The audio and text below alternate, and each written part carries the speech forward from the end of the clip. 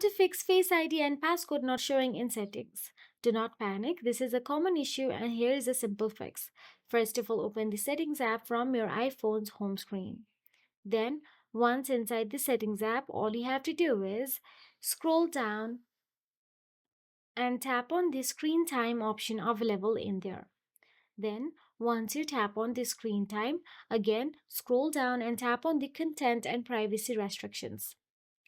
Then, toggle on the switch of the content and privacy restrictions, then scroll down unless you see the Face ID and Passcode option available there and simply tap on it.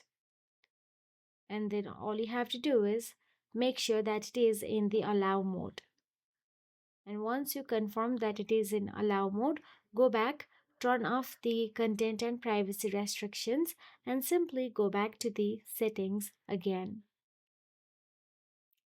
Now, once you are back to the settings, all you have to do is tap on the General option available in there. Inside General, scroll and tap on the Transfer or Reset icon.